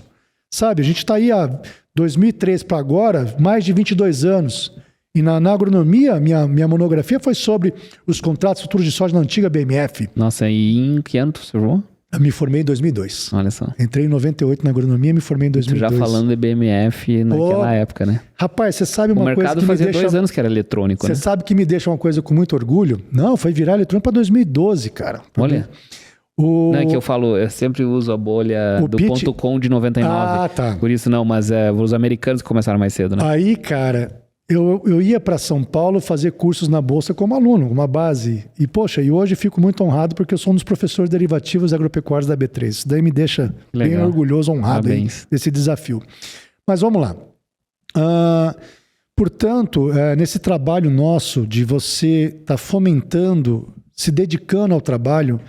A gente, no ano passado, consegui comprar uma propriedade rural aqui em Campo Largo, perto de Curitiba. Tô ainda trabalhando nela e fazendo investimentos lá para a gente poder fazer uma pecuária mais intensiva, porque tem boas oportunidades também, né? Então, poxa, rapaz, através do trabalho, acreditando no trabalho, consegui comprar uma propriedade, tudo bem. Mas para cá, uma área considerável são 127 hectares. Não, mas é legal, pô. Tu vai fazer um farm to table, né? Vai ser bom comprar um bife daqui perto, né? Pois é, e aqui é um mercado, e aqui é um mercado bem interessante, porque você tem um mercado numa região metropolitana, vários segmentos, por exemplo, de bonificação, né? Certificado Angus, Hereford. Então você consegue ter bônus de 6%, 8%, assim como também você tem hoje na exportação um prêmio do boi China, mas que esse spread vem diminuindo bastante, né? Chegou a ter preço da arroba 20, 30 reais a mais do que o boi não China, hoje está 10 reais a mais, alguns estados está pau a pau. Mas a pecuária brasileira, sim, eu acho que tem uma grande oportunidade de melhoria, a exemplo do que hoje é uma bovinocultura de corte norte-americana, mas a pecuária brasileira ainda está muito para trás. Quando você pega os grandes fazendeiros no Brasil, você tem hoje uma integração lavoura-pecuária que anda bem perto, né? Sim. Então essa é uma oportunidade também para o Brasil. Acredito nisso. E tu também vai fazer uma piscicultura ali, né? Rapaz, mas só para nosso consumo, né? Vamos lá, vamos marcar um bate-papo depois. Vamos fazer um peixinho lá. Isso daí para consumo doméstico, com uma cervejinha e um limão lá. Boa. Não, mas é bacana porque tu tinha comentado muito de toda essa trajetória que tu teve, né? E eu acredito que deva ser muito recompensador agora tu voltar a ser produtora, digamos assim, né? Que lá atrás, quando tu entrou... deixou de ser, né? Deixou de ser e agora podendo retomar isso. E agora... E hoje a gente sabe que a barreira de entrada de volta no agronegócio está muito maior, né? Rapaz, o tombo tá grande. Né? O ticket não é barato não, né? Então você pega hoje uma capacidade de investimento, você vai começar do zero, você gasta um belo dinheiro em pátio de máquinas, né? Não é fácil, não. E eu queria entrar nos sistemas RJs, né? Falando sobre isso. Cara, nós tivemos uma onda de RJ. Disparado, né? E é até difícil de falar. Eu até gostaria que você me ensinasse que termo que eu uso para RJ nos Estados Unidos, porque não é Chapter 11. Chapter 11 é quando tu encerra. Você pegou lá a falência, né? Seria né? Falência. Então é bankruptcy. Bankruptcy, mas eu não sei que termo seria para uma recuperação judicial. Porque recuperação judicial não consegue traduzir, né? Porque a galera fala em Chapter 11. Mas Chapter 11 é quando tu encerra e fecha tudo. Não tem negociação, cara. Fechou bom negócio, ali, né? Você pega... Lembra que aquela historinha que eu contei da soja, de 2018 para 2022, 2023, que Chicago, o lucro do Mato Grosso de 400 foi para 4.400? Sim. Agora inverteu. Esse lucro veio caindo bastante. Todos esses novos entrantes aí que estão com custos fixos elevadíssimos. E muitas vezes, a gente pega alguns casos, não é que a soja não está dando dinheiro. E muitas vezes, ali naquela propriedade rural, tu tem lá o pai com 2, 3 filhos, cada filho tem que ganhar 100 mil por mês de salário, e se confunde o cargo de executivo com acionista. Sim, que é bem normal. Poxa, se você paga 20 mil para um agrônomo, você tem um funcionário com um cara qualificado... Sim. Ah, não, mas eu tenho que ganhar 100 mil. Por que tu tem que ganhar 100 mil se você pagaria 20 mil para o teu profissional? Muito mais barato contratar fora. Pois é. Então você tem alguns choques aí. Poxa, muitas vezes... Vou demitir meu filho. Meu filho fica em casa como acionista e eu vou contratar um agrônomo. Perfeito. Aí acionista é uma situação. Exato. Agora trabalha em outra atividade. Agora, por que o filho que é médico tem que ganhar o salário da fazenda? Porque ele não executa nenhum papel de executivo. Sim. Ah, mas eu tenho meu filho que executa o papel. Então qual que é o preço de mercado para aquilo lá? Sim. Beleza. Dividir o lucro, aí sim se faz aquilo lá. Então, Júlio, hoje, com esse enxugamento das margens, esses altos custos e também algumas questões que o avô, por exemplo, eu vi casos que o avô paga colégio para 12 netos da fazenda. Os filhos, as noras, genro, todo mundo abastece na cidade e na conta da fazenda. E a caminhonete. Não é a fazenda que não dá dinheiro. Sim. É uma questão organizacional societária. Governança. E a governança. Isso, às vezes, é uma ferida muito... dolorosa para mexer, que as famílias vão deixando embaixo do tapete até que chega um ponto e isso transborda. Mas isso também de olhar no curto prazo. Por exemplo, como tu falou dessas altas do mercado, por exemplo, o preço da soja estourou, insumo barato, lucro vai alto. Na carona, né? E aí sempre daí teve o tombo, como tu falou, né? Que era o preço baixou e o preço do insumo estourou. Ou seja, teve um desequilíbrio e aí começou a diminuir essa margem lá no final. Só que se tu olha no histórico dos últimos anos, qual que é o retorno, né? Porque não dá para olhar de 1 a 2 safra. Tem que olhar, sei lá, nos últimos 5, 10 anos. A história do lucro da soja, se você pegar uma história de 25 anos, uma média do período, é uma rentabilidade, um retorno de 15% sobre o retorno sobre investimento. O ROI, que o americano chama, né? Cara, e você pega muitas vezes uma escola que pode ser SLC agrícola, que tem capital aberto, que é maravilhosa, bolsa, e dá para estudar ela, né? Quando tem uma margem bruta de 30%, público. 35%, eles fazem venda futura. E é uma das ações que mais paga dividendos na bolsa. É uma queridinha na B3. E muitos produtores não é que tem que seguir a risca, mas pode ser uma referência para que, quando tiver em família, por exemplo, nós fôssemos aqui uma família, irmãos, cara, tá dando 40% de margem bruta, por que não vender, sendo que uma grande empresa com uma gestão corporativa, uma governança, com 30%, 35% não está vendendo? Sim, uma empresa de 85 anos, só para né, só para quase 100 anos. História lá, do pessoal. Os caras começaram há muitos anos atrás e, fizeram o IPO, foram pioneiros no IPO, né, da indústria do agro. Foi a primeira empresa agrícola, do agro. Né? Exatamente. 2006, né, cara, imagina. Então, são oportunidades, são reflexões que a gente tem que trazer para o agro, para nós. Por exemplo, nós tivemos soja a R$200. Sim. 2022, 2023, nós tínhamos preço da soja em fevereiro, março, sorriso, números redondos, vai, R$190 uma saca. Nós tínhamos uma curva de preço invertida. Chicago, maio, a $15 o bushel, Chicago, novembro, a $13 o bushel. Uma curva invertida. Quem é do mercado de petróleo, backwardation. O que o mercado falava pra gente? Não sou eu que estou falando. Cara, vende soja agora porque para frente vale menos. E o produtor, por desconhecer comportamento de curva invertida, in carry, flat, ele vai fazer a comercialização de grãos apenas... baseado no sentimento, né? E na rodada do happy hour, do tereré, do chimarrão, e o cara... Daí sempre quer estar disposto a falar que o mercado vai subir. E quem perde com isso somos todos nós que vivemos do agro. Mas geralmente o que o mercado futuro está dizendo é o que se concretiza? Para te ter uma ideia, esse preço de soja para o segundo semestre estava R$50, R$40 abaixo da safra. O cara não vendeu a soja, manteve no armazém, pegou dinheiro emprestado, fez um papagaio no banco lá, ficou com a soja estocada para vender para frente. O que é papagaio no banco? O que é isso? Pega dinheiro emprestado lá e deixa a soja armazenada, né, cara? Tá. Pô, por que o cara não vendeu essa soja, aplicou o dinheiro, economizou a armazenagem, quebra técnica? Ah, mas Chicago pode subir. Pô, qual ferramenta que eu ganho com alta de mercado? Seguro de alta, opção de compra, qual? Sim, que eu... Ah, não, cara, eu quero ficar com a soja armazenada.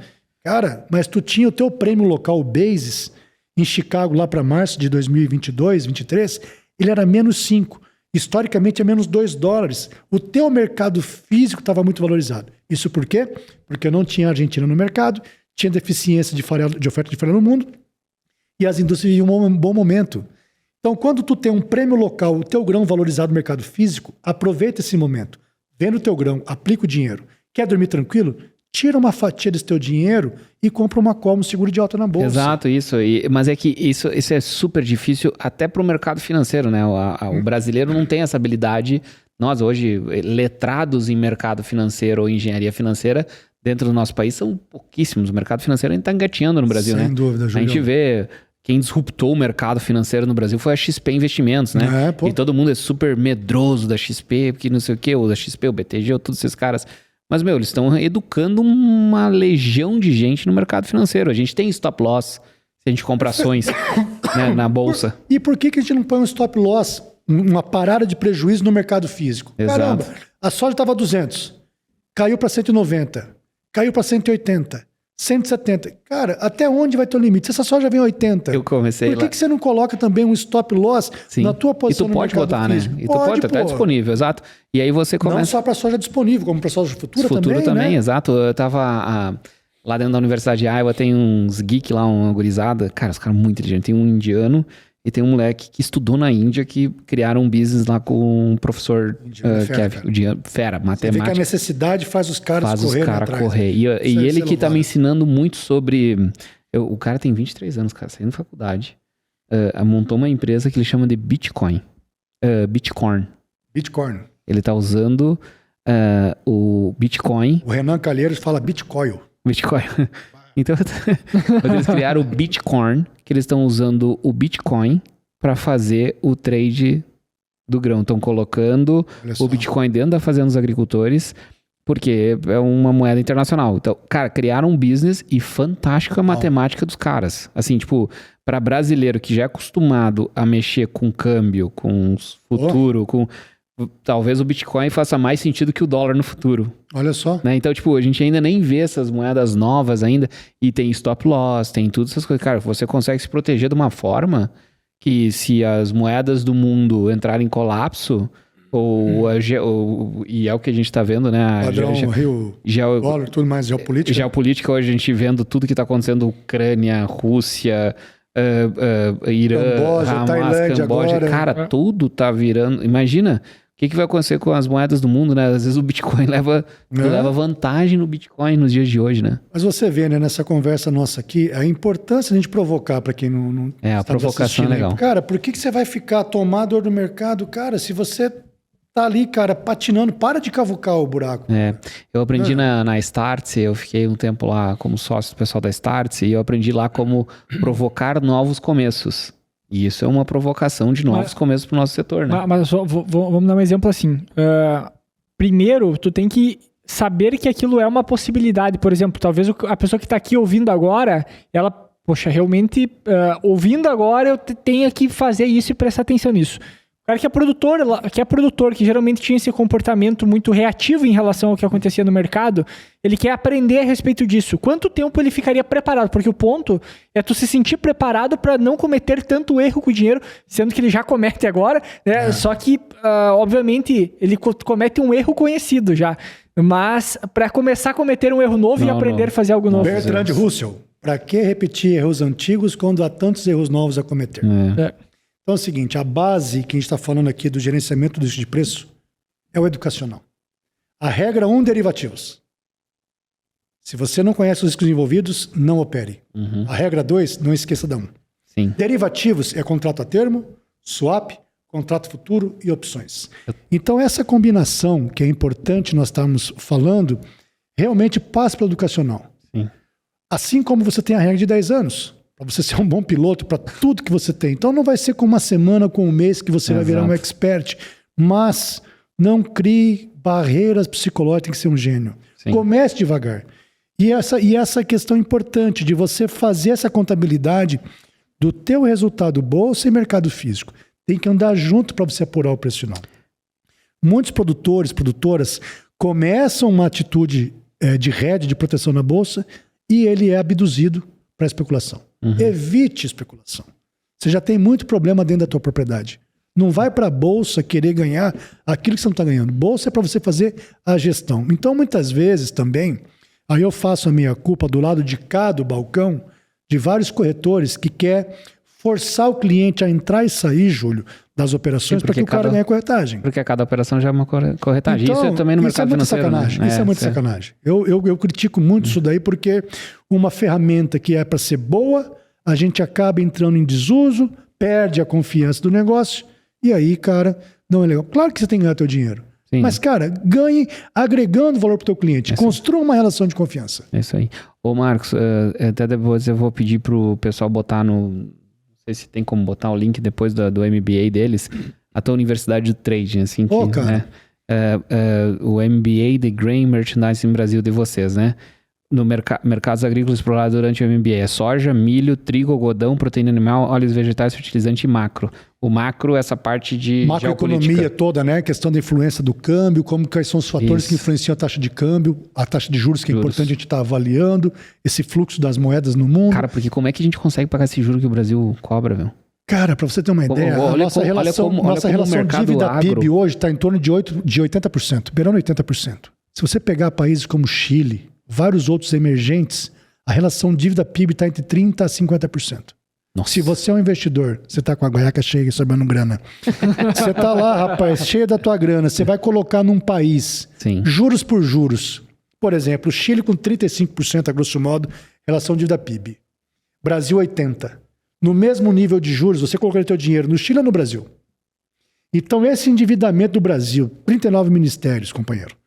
Vamos lá, ninguém quer trabalhar.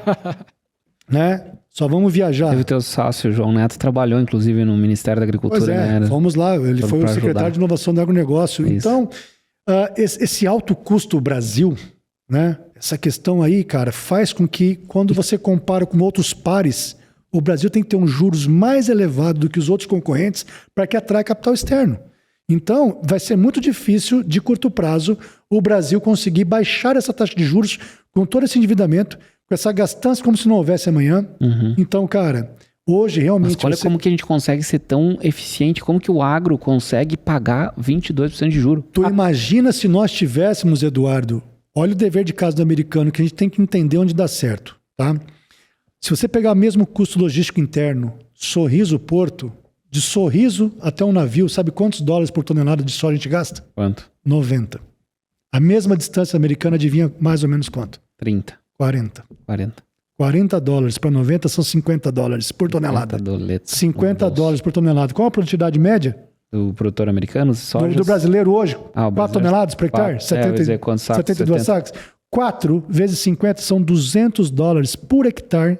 E deixa de entrar no bolso do agricultor brasileiro em função do nosso alto custo logístico. Cara, $200 é 1.500, né? Quanto que dá, não? Hoje, assim, vamos fazer 5,60, dá R$1.120. R$1.120 por hectare. A mais. Ele deixa de pôr no bolso. Doido, né? Pela falta de... Aí você pega esse Zeco chato aí que fala que não tem que duplicar a rodovia. Quanto que eu gasto, cara? Os abraçador de árvore. Bicho, quanto que eu gasto a mais de combustível por ter rodovia mão simples? Sim. Por não ter uma ferrovia? Por não ter essa interconectividade dos modais? Sim. Olha quanto de dinheiro a gente perde. Esse Sabe é um que ponto triste para nós. E aí a gente estava falando sobre isso, pegando dados do pré-ratinho e dados hoje. Lógico que tem uma questão de crescimento no estado do Paraná, que é onde a gente está, né? A gente está na capital do Paraná. Pré-ratinho, tínhamos um PIB aí de perto de 400 bilhões de reais, o estado do Paraná. E agora o ratinho está deixando o governo com quase um tri, né? 900 bilhões, vai. Um tri é exagero, mas 900 bilhões de PIB Paraná. E o quanto que o Paraná realmente cresceu nesse tempo, né?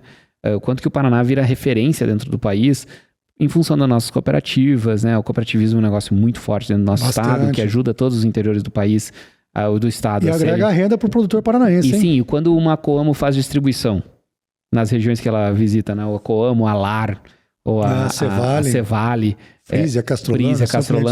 A Frisia vai fazer 100 anos. 100 anos, tá fazendo, né? Então, tipo, o quanto que elas agregam na economia desses municípios e o quanto que isso ainda tá por crescer dentro do país, né? O Paraná pode ser referência para todos os estados. O estado do Mato Grosso, por exemplo, tem um PIB de 240 bi. Uau! Assim, é menos da metade do estado do Paraná. E olha que bacana essa verticalização do cooperativismo paranaense. Serviu de modelo também para várias trades se verticalizarem. Exato. Porque antes você tinha um conceito da parte de trading, Júlio, que era a questão de você comprar o grão, gerenciar o transporte, armazenagem e vender. Sim. E hoje o conceito de uma trading é farm to fork. Exato. Da fazenda ao garfo. Exato. Então você pega uma Cargill hoje, caramba... A Cargill, do lucro da companhia, 80% eles reinvestem no negócio. 80%. Sim, porque... E 20% é distribuído nos acionistas. Exato, porque é regra da cooperativa. Só que eles estão verticalizando, cara. Indo o mais próximo possível do consumidor. É que a Cargill também é uma empresa familiar ainda, né? Familiar, não é de capital aberto. Uma das maiores empresas americanas de capital fechado. Ela e a Corsham, se não me engano, né? Eu não sei. Cargill e a Corsham. Pra você ter uma noção, cara... Falando um pouquinho do nosso MBA, que ele é reconhecido pelo MEC, né, em parceria com a FIEP, Federação da Indústria do Paraná. Quando você observa... Isso é importante dizer, né? Pois é. Reconhecido pelo MEC. Passar nesse crivo... não é fácil, se tem uma coisa que é bem cuidada no nosso país, é o MEC, né? Júlio, olha só. Vocês podem observar. Quanto mais próximo você está da gôndola do supermercado, menos volátil é o nível de preço. E quanto mais dentro da fazenda você está, mais tomador de preço você é. Sim.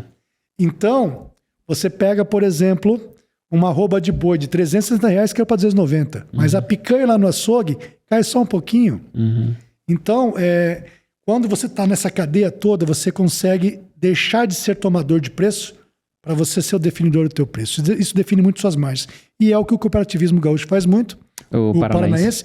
E está servindo de escola também para o cooperativismo gaúcho. Sim. Já tem hoje algumas cooperativas Cevale entrando já dentro do Rio Grande do Sul. Né? Sim. A expansão deles, inclusive, para Mato Grosso do Sul. Mato Grosso. Nós fizemos um trabalho para Castrolanda, já está em Tocantins. A Castrolanda é verdade. A Frisia foi para lá. O meu amigo Marcelo está lá. Bacana, legal. Cara. Mas por esse lado, a gente está falando muito da transformação, né? De agregar valor naquilo que é primário e a gente começar a transformar e agregar mais valor nisso. Aí também, uma das críticas para o agronegócio é exatamente isso, né? Que a gente exporta muita commodity e transforma muito pouco isso aqui no Brasil. Só que daí a gente tem alguns caminhos que talvez a gente vai seguir, por exemplo, a parte de energia. Energia, dizem que a maior crise do mundo não é necessariamente alimento, mas sim de energia. Então, talvez a gente vai ter... Quais são as tendências que a gente vai ter pensando no agronegócio brasileiro? Olha só, você tem aí a questão do custo Brasil. Custo energético, custo de mão de obra. Né? Você ser hoje um empresário no Brasil é um Rapaz, tem que ser corajoso, hein? Ser galo velho. Você tem que, rapaz, você ter... Eu gosto de perguntar para um petista aí, cara, quantas carteiras de trabalho você assina?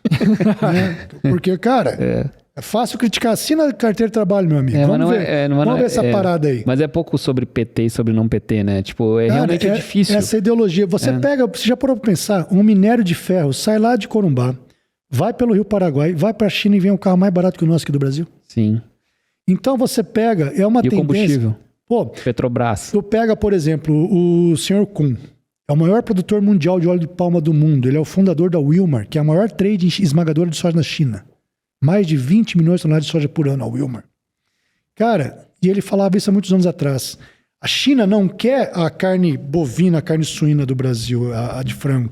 Ela quer a soja para ser processada na China, até por questão de logística é melhor, para gerar emprego também no meio rural. Sim. Observa o que aconteceu com a Rússia.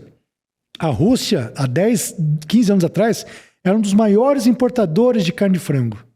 Caiu violentamente a importação e eles estão produzindo cada vez mais. Sim, porque também produzem pra caramba na Rússia, né? A gente não tem acesso aos dados, né? Produzem o trigo dos pra caras é maravilhoso. O tipo de solo, canola. O tipo de solo dos caras produz pra caramba. A Ucrânia são potências agrícolas. O Brasil não é mais uma potência agrícola isolada. Não, tu tem Estados Unidos, China, o Brasil só Brasil, é o quinto. Ucrânia, o Brasil Rússia, é o quinto na história. Argentina. Então, e a fertilidade do solo dos caras é incrível, né? Os caras têm um custo muito baixo, né? Então a gente tem que entender isso também no Brasil. Mas eu diria que não é pecado a gente exportar commodities. Não, tá Qual que é a vergonha da Oceania? Nossa vocação, pô. Qual que é a vergonha da Oceania? Austrália. O que você compra da Austrália de produto de ponta tecnológico? A carne dos caras é muito boa, né? Mas é commodity. Agrícola. É assim, não, o resto não. Então, ou seja... Mas já é... A carne, por mais que é uma commodity, teoricamente já é um produto transformado, vamos dizer assim. Mas tem um valor agregado muito maior por questões de barreiras sanitárias que são disfarçadas de barreiras comerciais. Isso. O Brasil, como eu falei, a arroba do boi R$300 no Brasil, para a americana quase 800. Fiz um ranking por valor total de produção agropecuária. Em 2023, a China 1,1 trilhões de dólares, Estados Unidos 550 bilhões de dólares e Brasil 300. Índia 280, Indonésia 160. Indonésia, não é nada. Você quer ver uma coisa? A gente falou da China, eu esqueci de comentar uma coisa. Em dezembro de 2023, o governo chinês autorizou o plantio e consumo de mais de 70 novas variedades transgênicas de soja e milho. Sabe quantos milhões de hectares é a área agrícola de milho na China? 44 milhões de hectares. Sabe qual que é a produtividade média nacional do milho chinês? 6.500 quilos por hectare. Quanto saco dá isso? Cara, 100 e pouquinhos sacos. Nossa. É menos que o Brasil. Você imagina se o chinês... começar a se dedicar. 1% da área do milho chinês é transgênica. Até 2026, o governo chinês estima que entre 15% a 20% seja transgênico. Se nós pegarmos esse melhoramento genético da transgenia, se a produtividade chinesa aumentar 2 toneladas por hectare de milho, 2 mil quilos vezes 44 milhões de hectares são 88 milhões de toneladas de milho. A China ficaria autossuficiente no milho. Mas existe uma lenda urbana, que não sei se é verdade, que a China importa muito dos nossos grãos, né, por uma questão de economia hídrica. É verdade isso?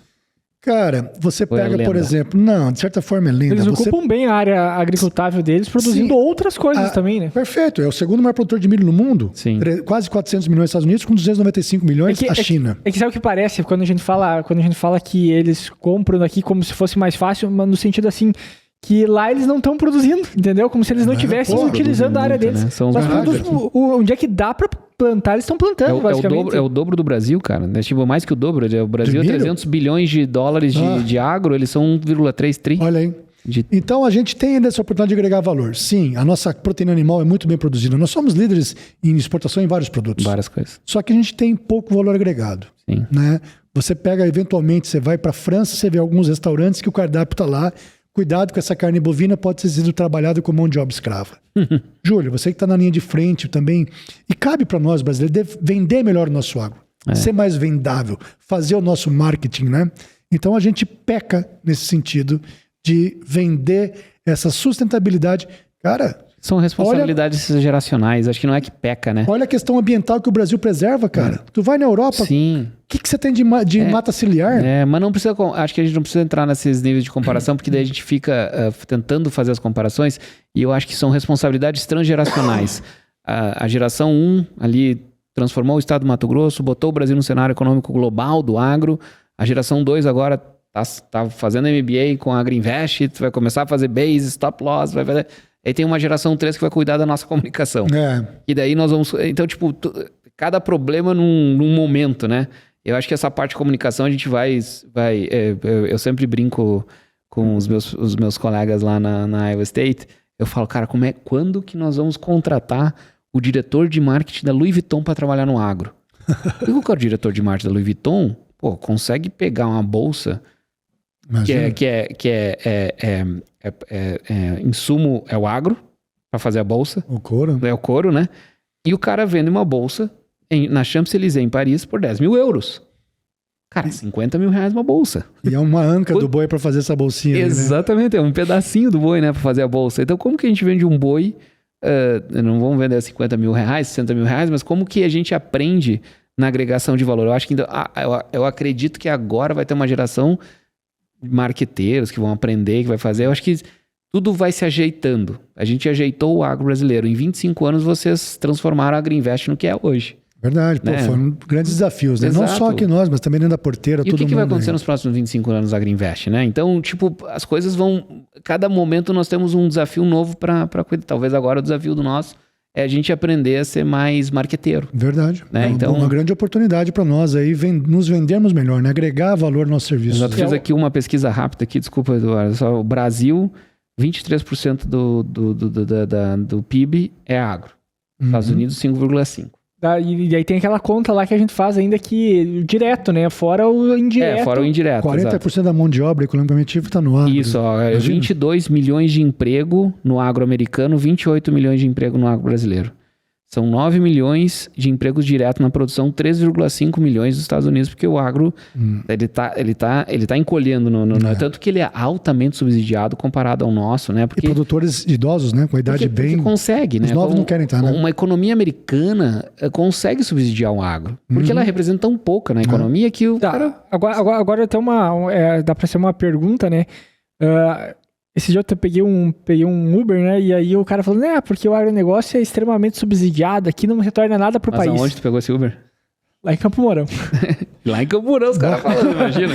Aí a minha pergunta pra ti era assim, ó, o agronegócio, ele realmente é subsidiado comparado, por exemplo, com os americanos? O que tem realmente de benefício ou não tem de benefício? Você vê essa guerra de conflito social que eu falei no Brasil, né? Portanto, o Brasil, ele cresceu o agronegócio nessas últimas décadas, principalmente com o efeito da urbanização a nível mundial, Sudeste Asiático. Todo esse aumento de renda, mais pessoas na cidade. Indonésia, Filipinas. E a gente cresceu a produção agrícola brasileira, né? Enquanto que na cidade, a industrialização ficou para fora, ficou para trás. E várias pessoas da cidade daí não têm emprego e gera esse conflito, que é fomentado em boa parte da mídia brasileira. É normal. Sabe? É uma infeliz normalidade.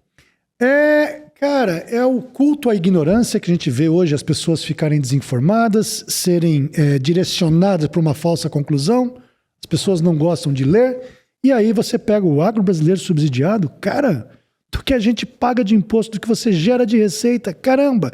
Hoje, para você contratar um funcionário para uma fazenda, eu tive que gastar mais de 3 mil reais por funcionário para fazer laudos do Ministério do Trabalho em clínicas para contratar.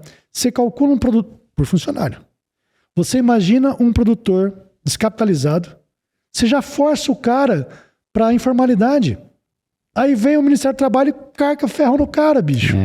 Então é uma situação demais de burocracia, essa questão do papel do Estado, cara, que a gente transmite demais isso. Não, o agro brasileiro não é subsidiado. É uma falta de informação, porque quando você pega, olha o juros que está sendo pago hoje. Plano Safra. Veja lá, tem 400, 500 bi. Tenta acessar esse dinheiro. Consegue, né? Não é o suficiente, porque a nossa economia é pequena. Não tem como subsidiar numa economia do tamanho do Brasil, uma economia de 2 trilhões de dólares. Pensa, tu pegar 400 bi dos 400, vamos ver, 80 bilhões de dólares. E qual é o subsídio que a agricultura americana recebe, se a gente for comparar? O americano tem tanto seguro, para você ter uma ideia, durante o mês de fevereiro na Bolsa de Chicago, define-se os seguros de renda, que é o Revenue Protection. Eles têm seguro de não plantio. Se ele perdeu a janela de plantio por excesso de chuva ou seca, em 20% da área tem uma regrinha lá, você recebe do governo uma receita por não conseguir plantar aquela tua área. Tu recebe do governo um arrendamento pelas tuas matas ciliares. Cara, você tem lá o CRP, Crop Protection Reserve. Cara, e aí você tem seguro de renda, seguro de não plantio, áreas tuas que você deixa de plantar para poder você preservar algumas espécies vegetais para ser de alimentação para pássaros. Cara, aqui no Brasil, cara, dependendo da região, você tem que ter 80% de reserva legal, ninguém te paga nada por isso. Que não dá pra comparar. E aí você pega o urbanoide, cara, e você vai lá na marginal do Rio Tietê e Pinheiro, cara. Não, mas é que a gente tem que comparar às vezes mais pra pessoa que não entende. Só pra explicar pra pessoa. Isso, pra explicar. Sim. Porque tu pega, por exemplo, é igual... Pra título de educação. O que acontece que eu já vi situações, desculpa ter te cortado. Já vi de cara de Passo Fundo. Uhum. Pô, mas você vai lá, você compra um trator com juros lá, um Finame de 10% ao ano. Sim. Eu vou vender meu carro aqui na garagem, eu tenho que pegar 2% ao mês. Então começa a gerar... Quando você compra um trator, uma colheitadeira, vocês são do interior do Rio Grande do Sul, no Horizontina e tudo mais, quanto de emprego tu gera ali? Sim, você tá doido? O maior empregador de Horizontina é John Deere. O maior empregador de Santa Rosa é a Aqua, a Camera, deve ser empregar mais que a prefeitura. E aí, então, cara, a gente, de novo, né, a gente não consegue disseminar essa interdependência. De novo, 80% da produção agrícola é consumida nas cidades. Uhum. A produção agrícola depende do cidadão para comer o grão, a comida. Você imagina? Sim. Então tem uma simbiose. Mas a gente tem que trabalhar melhor isso também, esse marketing. Então essa situação da cidade, e aí gera essa concorrência. Nossa... Você do agro está pegando um dinheiro subsidiado que eu poderia estar comprando meu carro mais barato, poderia estar financiando a minha casa e gera esses conflitos. Isso perde. Só que no Brasil a gente tem muito não digo Brasil, né? Mas muitas pessoas têm a mania muitas vezes de repetir discurso. Por exemplo, um especialista ou alguém que tu considera um especialista falou X coisa, tu simplesmente vai repetir aquilo. Se tu perguntar para essa pessoa, o agro recebe muito subsídio, quais subsídios ele recebe? E ele não vai saber dizer quais são. Ou seja, há uma desconexão entre uma ponta e outra. E é isso que a gente tem que trabalhar. Por exemplo, tem aquela história do café da Colômbia, né? Por exemplo, de fazer esse marketing, de contar essa história. Talvez realmente no Brasil, porque eu vejo que o agronegócio nosso, tudo chega um pouco mais tarde. Tu olha qualquer outro setor, no sentido de tecnologia, marketing, qualquer ação que está sendo feita, no agronegócio sempre chega mais tarde. É a mesma coisa, uma inovação lá nos Estados Unidos, chega mais tarde no Brasil. No agronegócio também, ele chega mais tarde do que outros setores. Você quer ver uma alimentação, vamos chamar assim, dessa classe social? Pega para mim depois, pesquisem aí, a produção de arroz por agricultura familiar versus a produção de arroz pela agricultura empresarial. Tenta você viver só da produção de arroz da agricultura familiar, que tanto esse governo fomenta, que é importante. Cara, não dá 5%. É difícil. Não dá 5%. É. Então, é umas coisas assim, cara, que você tem umas utopias, né? Vamos viver da agricultura orgânica e tudo mais. Cara, a ciência trabalha em prol disso daí. Olha todo o melhoramento genético que nós tivemos na produção agrícola mundial. Eu nunca entendi. A gente comentava bastante a respeito disso. Eu nunca entendi por que na agricultura orgânica não pode ser utilizado um transgênico, porque teoricamente, obviamente tem uma alteração genética, porém eu consigo produzir com menos defensivo, né? Então, teoricamente, seria sensato.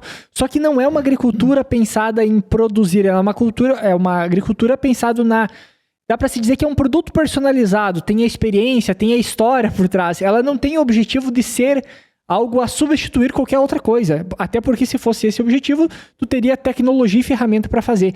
E o objetivo é que seja mais arcaico possível, né? mais trabalhoso possível e não necessariamente rentável ou com baixo custo, como faz toda a outra agricultura, né? Então é essa a distância que a gente tem nesses discursos. Rapaz, para você ter uma noção, quando os Estados Unidos foram lá, teve a rendição do Japão, eles tiveram acesso a uma variedade de trigo que é o Norin 10. Antigamente nós tínhamos trigos bem altos, arroz bem alto, que fazia muito tombamento. Esse trigo, uma amostra desse trigo foi para Washington, foi parado aí na mão do Norman Burnack e fez o melhoramento genético. Sim. Acabou com a miséria e fome 600 milhões de pessoas da fome no mundo. No México, e o arroz também, Indonésia, todos aqueles países asiáticos, através do melhoramento genético. Agrônomo da Universidade de Harvard. E ganhou o Prêmio Nobel da Paz. Nobel da Paz. O único. O único Nobel da Paz do agro hoje. Então, assim, a gente tem que ver tantas coisas boas aí, cara, que você poderia pegar hoje variedades aí de vários alimentos com vacinas, cara. Você poderia estar embutindo. Sim. Mas tem muito interesse também por trás. Não, lógico.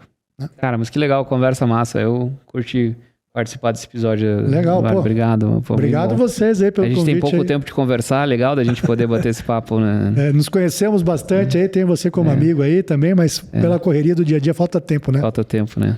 É isso aí. Não, agradecer a ter aberto espaço, ter aberto um espaço na agenda também para estar conversando. Elogio eu prefiro em Pix, se puder pagar, melhor. Tá brincando. Sensacional. Essa é boa. Essa é boa mesmo.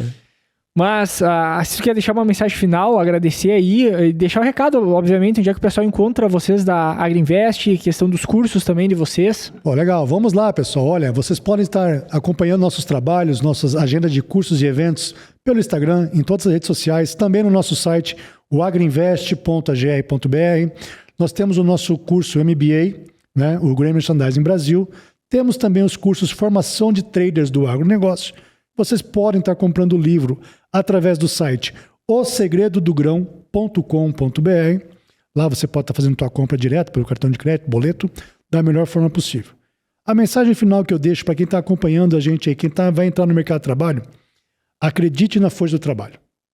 Acredite no teu trabalho, porque mais do que ninguém, você vai conseguir direcionar o teu futuro. Se dedique. Não acha que você fazer o teu máximo vai ser com o mínimo.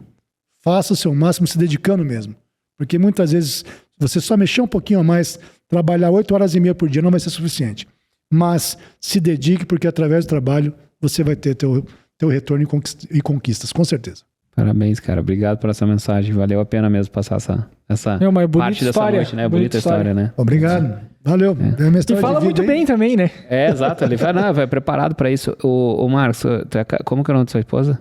Taline. E o nome dos seus filhos? O Henrico e Olivia. Quantos anos? O Henrico vai fazer 8 anos agora em setembro e a Olivia fez 6 em março. São 16 meses um do outro. Que legal, parabéns. Obrigado. Legal. E nós fizemos lá a Fazenda Moe. Marcos, Olivia, Henrico e Taline. Os pais na ponta. Moetes, tipo Moe Chandon. Legal. Tamo lá com eles lá. Que legal. Que tenha o mesmo sucesso da história da Moe Chandon, então. Valeu, muito obrigado. Espero encontrá-los você lá pra gente comer um peixe lá, comer uma carninha lá. Vai ser um prazer. Boa, obrigado. Todos os convidados aí. Show de bola. Bom, agradecer, obviamente, a presença de todo mundo que chegou até aqui ouvindo esse episódio. Tenho certeza que te contribuiu bastante, que tu aprendeu bastante e com certeza deu uma cutucada aí pro pessoal buscar aprender mais, né? Principalmente todas essas dinâmicas que acontecem no mercado e para quem está diretamente trabalhando no agro, obviamente, entender mais a respeito disso faz muita diferença, obviamente, né? Então, busque aprender, se atualizar que como a gente já conversou aqui, é uma tendência e é uma necessidade que a gente precisa daqui para frente. Muito obrigado pela atenção de todos e até a próxima. Tchau, tchau. Até, pessoal. Um grande abraço.